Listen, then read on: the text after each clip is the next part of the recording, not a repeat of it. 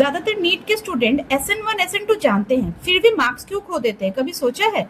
क्योंकि उन्हें सही मैकेनिज्म नहीं पता होता है। तो 10 सेकंड में कैसे पहचाने कि रिएक्शन आपका SN1 है कि SN2, ये देखिए हम सीखते हैं इस वीडियो में।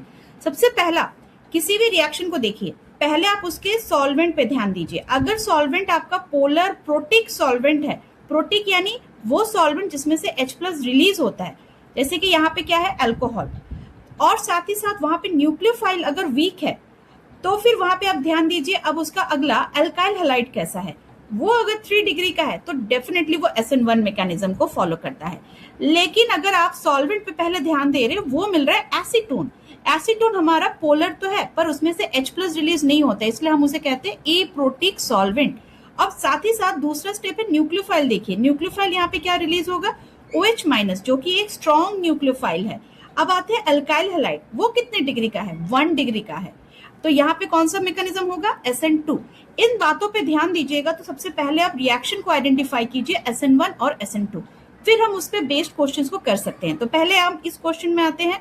तो इसको देखिए, किस टाइप का है सॉल्वेंट, प्रोटिक, और इसमें न्यूक्लियोफाइल कैसा है, वीक, और ये 3 डिग्री का है यानी SN1 होगा। तो इसका आंसर तो हम इजिली लिख सकते हैं, Br की जगह क्या हो जाएगा, OH।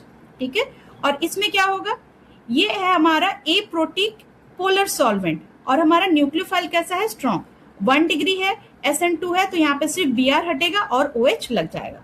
अब इसी तरीके से अब हम एक ट्रिकी क्वेश्चन को भी देखते हैं। जैसे ये देखिए, बेंजाइल हैलाइड है, ठीक है, बेंजाइल हैलाइड के सामने एक स्ट्रॉन्ग न्यूक्लियोफाइल है। अगर उस स्ट्रॉन्ग न्यूक्लियोफाइल के साथ एक प्रोटिक पोलर सॉल्वेंट हो तो क्या होगा, और या फिर प्रोटिक ए पोलर सॉल्वेंट हो तो क्या होगा।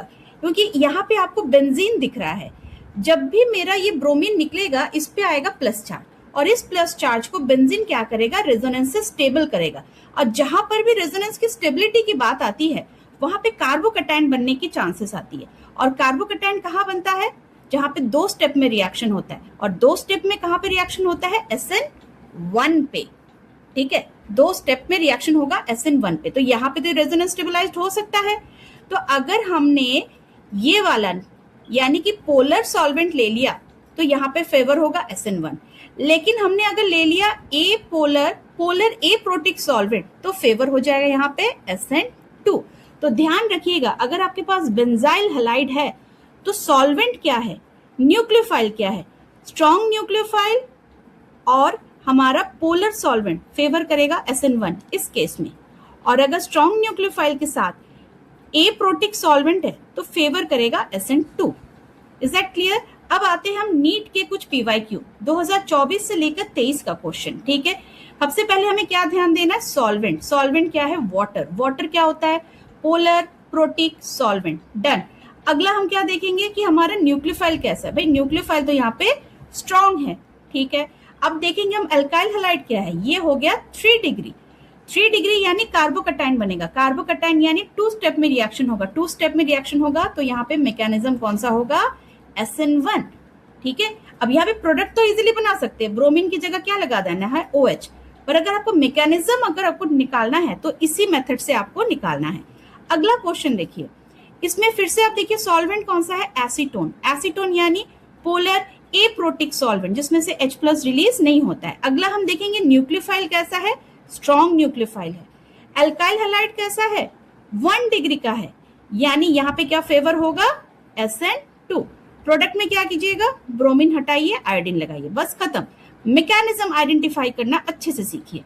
जैसे कि थर्ड क्वेश्चन में देखिए, पूछा है ये 4 ऑप्शन है, कौन सबसे तेजी से रिएक्ट करेगा NaCN के साथ। NaCN में CN मेरा क्या है, स्ट्रॉन्ग न्यूक्लियोफाइल, बट सॉल्वेंट तो दिया नहीं है। कोई बात नहीं, हम न्यूक्लियोफाइल के बेस पे और इस प्रोडक्ट रिएक्टेंट के बेस में डिसाइड करेंगे। ठीक है, अब देखिए स्ट्रॉन्ग न्यूक्लियोफाइल है तो 3 डिग्री वाला तो यहाँ पे होगा नहीं। याद कीजिए SN1 जब होता था 3 डिग्री अल्काइल हैलाइड के साथ हमारा कौन सा कंडीशन आता था, वीक न्यूक्लियोफाइल आता था। अब यहाँ पे स्ट्रॉन्ग है तो 3 डिग्री वाला अल्काइल हैलाइड काम नहीं करेगा, इसको पहले ही हटाइए। अब 1 डिग्री वाले पे फोकस करते हैं क्योंकि हम SN2 के जरिए ही आगे बढ़ेंगे। तो 1 डिग्री तो तीनों है, कौन ज्यादा रिएक्ट करेगा, तो आयोडीन क्लोरीन ब्रोमीन में सबसे बड़ा बॉन्ड लेंथ किसका होगा, आयोडीन का, तो ये जल्दी से निकल जाएगा। यानी सबसे अच्छा लिविंग ग्रुप कौन होगा, आयोडीन, फिर होगा bromine, and at the last होगा क्लोरीन। ठीक है, ऐसे क्वेश्चन और मैं कमेंट में डालूंगी, अगर आपको डाउट है तो कमेंट में जरूर लिखिएगा। Thank you.